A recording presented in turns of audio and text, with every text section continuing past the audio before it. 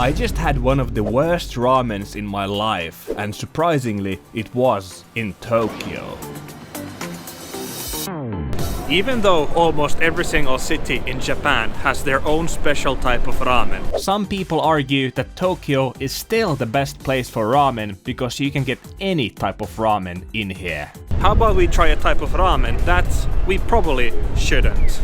To find the worst ramen restaurant in Tokyo isn't actually as easy as I first thought, because sadly, as far as I know, almost no search engine will allow you to filter by what's worst. Which is probably for the best. I can see restaurants not wanting to be part of a list, which blasts out, we suck to the whole world. But after some intense searching and comparing different keywords in Google Maps, I was finally able to find a restaurant. The first restaurant I've ever seen with a 1-star rating. The restaurant is located in Shibuya, one of the most famous places in Japan. I was actually quite happy to see the store was in here, since it was a good excuse to visit Shibuya, one of my favorite places in Japan, though admittedly I do have a slight love-hate relationship with the area. As someone who grew up in one of the smallest countries in the world, seeing a huge city like this is amazing. But at the same time, slightly overwhelming, and makes me appreciate how simple life in Finland can be.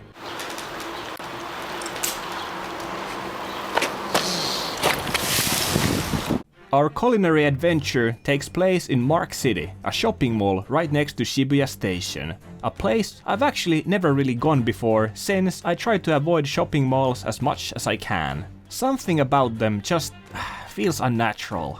Maybe it's just me. Finding the place wasn't too hard, and unsurprisingly, I was the only customer there. Or I guess, should I say, the only victim. Though, for whatever reason, they had 5 people working even when there weren't any customer, which was slightly weird, but then again, what do I know about running a ramen restaurant? They had different options, but I decided to play it safe and just get their standard tonkotsu ramen with all in it, in order to get the whole picture and give their all-inclusive best ramen a fair try. Now, to be honest, before I got the ramen, I was expecting it to be just a normal ramen and people blowing the badness out of proportion. But I admit, I was wrong. The reviews didn't lie.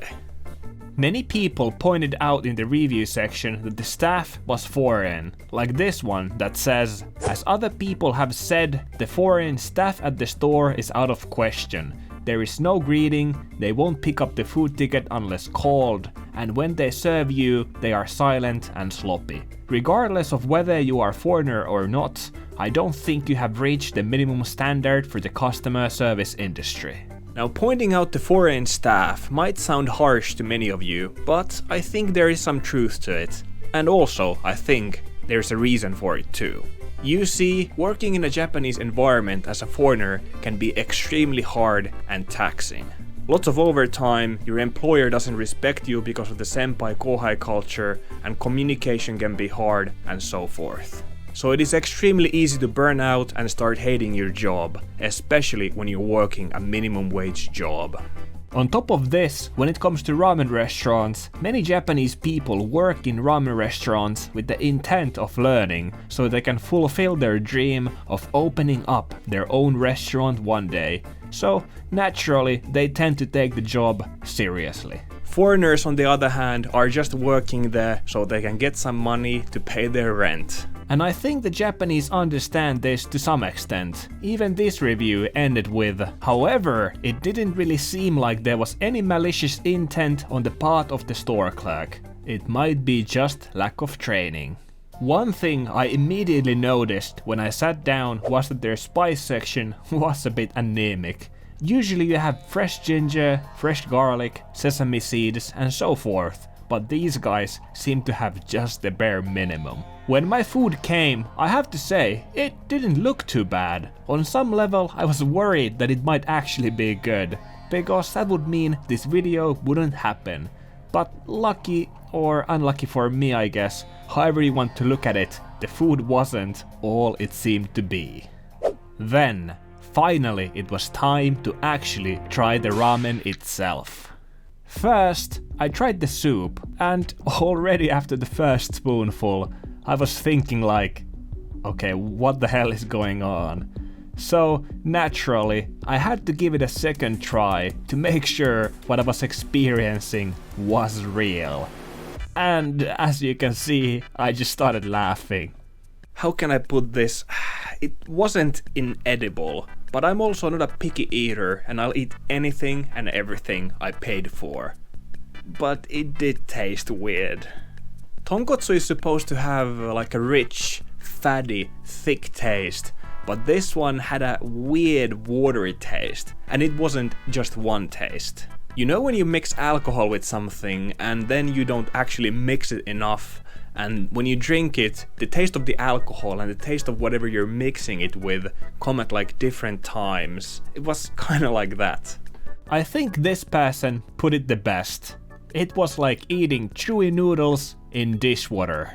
And they were right about the noodles too. The noodles tasted exactly like instant ramen noodles you get from the store. Not that they're bad or anything, but when I go to a restaurant, I don't want to pay $10 for cheap instant ramen noodles.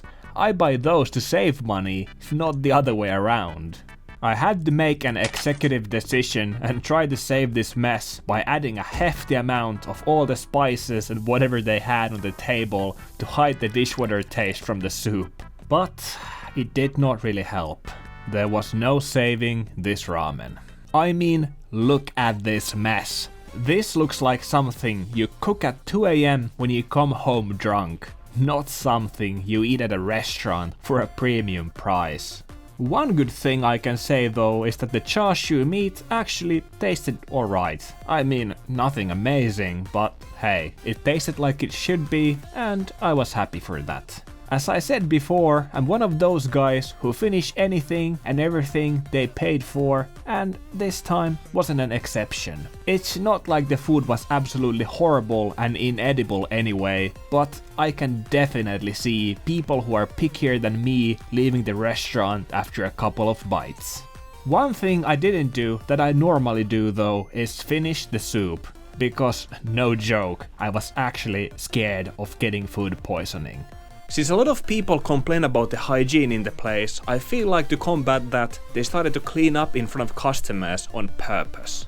Like this guy says, while I was eating, the waiter started cleaning. About 10 cardboard boxes and a garbage bag full of garbage were piled up in front of me. And I actually had similar things happen to me. They were constantly doing something around me while I was trying to eat. Like, a guy started to wipe the tables when I was eating, and then he kind of, came into my area, and I was just like, okay bro, I'm trying to eat here.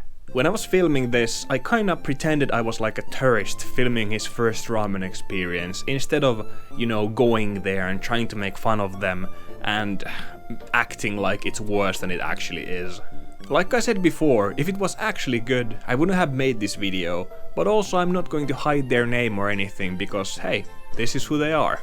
And actually, on some level, it was the best ramen place of all time, because it was memorable. As this review puts it, as per everyone's comments, it was the least delicious ramen I've ever had in my life. On the contrary, I don't think I'll ever forget it. There's a reason for the 1-point rating, so everyone should give it a try. So if you want a memorable ramen experience, you know where to go.